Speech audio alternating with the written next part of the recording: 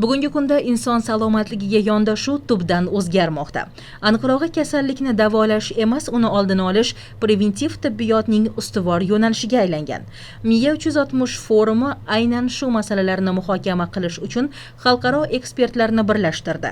Forumda 700 dan ortiq ishtirokchi va 25 dan ziyod xalqaro mutaxassislar qatnashdi. Ular orasida tibbiyot fanlari doktorlari, professorlar, oliy toifali shifokorlar hamda klinik psixologlar bor.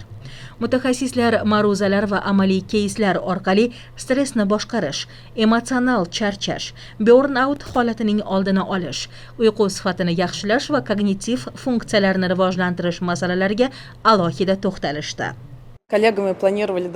Biz hamkasblarimiz bilan ushbu forumni rejalashtirayotganimizda qaysi mavzuni asos qilib olish kerak degan savol tug'ildi. Biz shubhasiz bu miya 360 bo'lishiga qaror qildik.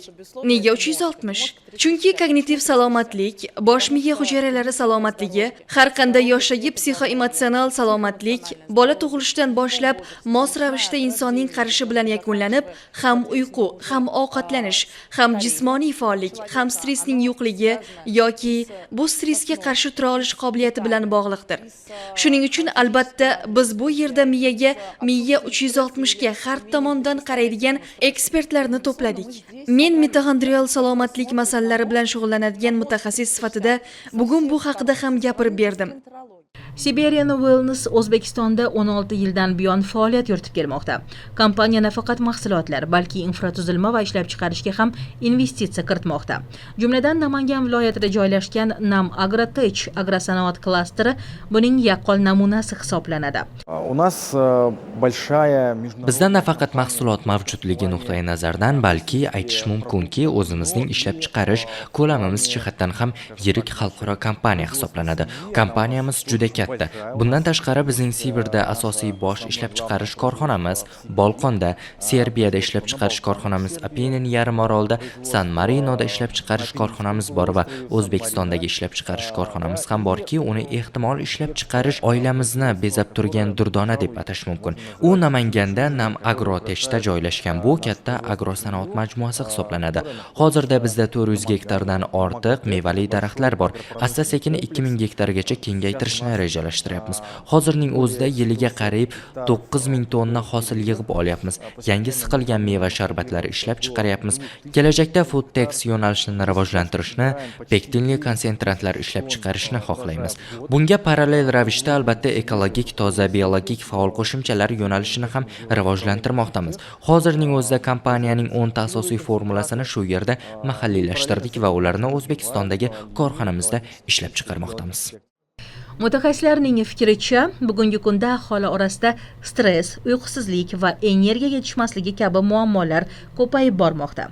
Akilova Nodira bizga ma'lumot berdilar va ular bugungi kunda sog'lom turmush tarzi va ya'ni doktorlarga perventage va doktor bo'lmaganlarga OM, ya'ni ikkita yo'nalishda o'qishga imkoniyatni bugungi kunda Toshkentga olib kirganlar va shu yo'nalishda o'qib bitirib va bu sohada yanada ko'proq bilimlar olish sifatida keldim.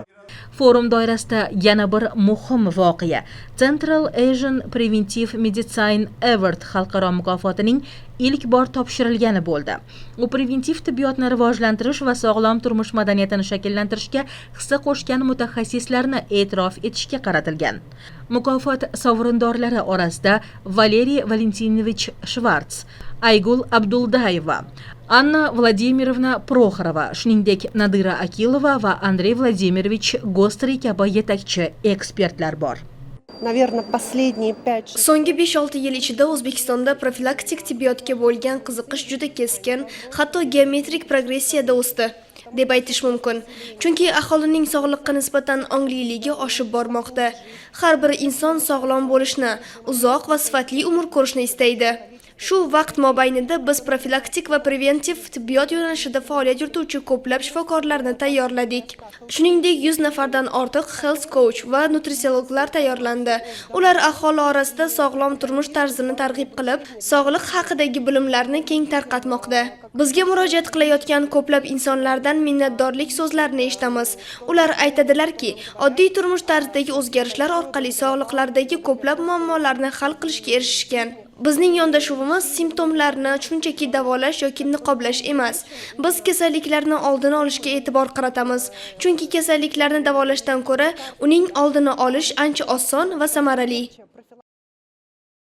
Miya 360 forumi nafaqat ilmiy muloqot maydoni, balki sog'lom turmush tarzini shakllantirish, bilim almashish va xalqaro hamkorlikni mustahkamlashga xizmat qiluvchi barqaror platformaga aylanmoqda.